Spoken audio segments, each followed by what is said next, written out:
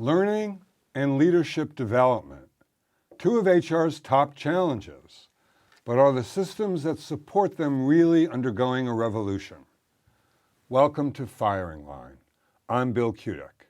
With me today is Josh Bersin, principal of Bersin by Deloitte, part of the world's largest professional services firm. Though it pains me personally to admit it, Josh has become the world's most popular researcher, analyst, and commentator about HR technology. Because of his industry experience, we're going to feature him in Firing Line's first two-part series, with the second program airing in late June. Hello, Josh. Hi, Bill. Thank you for inviting me. Josh, you are the undisputed world leader and champion in learning and in learning management systems, the so-called LMS. Bring us up to date on the revolution that's going on there and what you see coming down the road. Learning has become the number 3 issue in corporate HR. It was the number 8th issue last year. There's essentially consumerization of learning that's happened, with learning available on the public internet from universities and content providers and video providers all over the place, almost for free. And that's because people desperately want to improve their skills to improve their earning from their learning. But corporations are behind. Corporations, of course, have older technology, much more complex programs, and generally what's happening now is young people are entering corporations and finding that the learning experience inside the company is not nearly as nice as the learning experience is on YouTube or external providers, and that's created a huge amount of stress on internal learning organizations.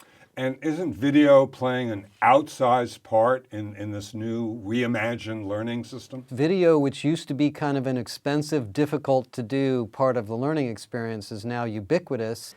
People expect videos to be informal. They expect them to be produced by subject matter experts, not necessarily instructional designers.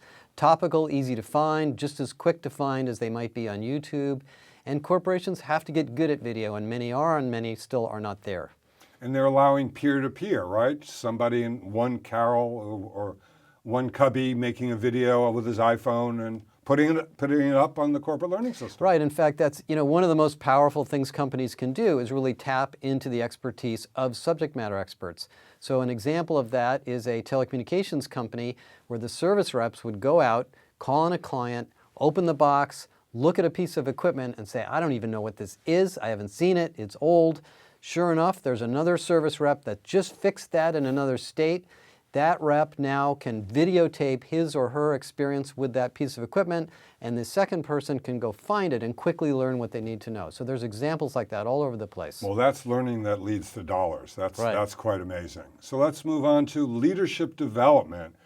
And one of the systems that has for so long and so badly supported it, namely performance management, performance review. What's happening there? So there's essentially a whole reinvention of performance management going on in business, starting at the top, the CEO level down, saying, why are we spending 1 million hours a year on annual appraisals and not seeing that much benefit out of it? Our research shows that fewer than 15% of organizations believe that the time they spend on performance management today is worth the time they're spending on it. And they're getting rid of rankings, and how does that work out? I mean, how do they do their jobs? Well, you would think that people are very worried about getting rid of ratings and rankings, but what we're finding in virtually every company I talk to is it always has a good result. Because managers and peers tend to know who the high performers are, and we don't have to generally give them numbers. And the most important thing that happens in performance management is really feedback and coaching and developmental planning, and this gives people more time to do that. And the problem with the rating is it immediately makes the employee defensive. It creates an adversarial relationship between the manager and the employee, which we don't want to have, and it actually reduces job performance. And one good example is Adobe. What happened there briefly? Well, Adobe is a great example. High-tech company, competes for talent with some of the best brands in Silicon Valley, had turnover issues, losing top engineers, difficult to get people to come to Adobe from other high-brand vendors, and they found that their performance management process, which was basically a traditional process, was creating an environment where line managers, many of whom are engineers, were not talking to their people regularly. They were just doing the end-of-year process. They computed they were spending nearly 1 million hours a year on the process, which they also concluded they could have spent on buying another software company. So they re-engineered it, simplified it, created a process for more rapid feedback, and the retention rate has gone up by 30% at Adobe, and they've had tremendous positive impact as a result. Well, that's the best argument for getting rid of ratings I've ever heard. 30% increase in retention rate. Right. That's really wonderful. As always, Josh, you are totally on top of the challenges facing HR and some of the solutions that they can expect. Thanks for stopping by today and sharing it with us. Thank you, Bill. Please join us at the end of June for part 2 of our talk with Josh Bersin on Firing Line. Subscribe now on YouTube so you won't miss his insights on low employee engagement. Yes, the first word out of every HR executive's mouth these days, and Josh may have some possible solutions for us.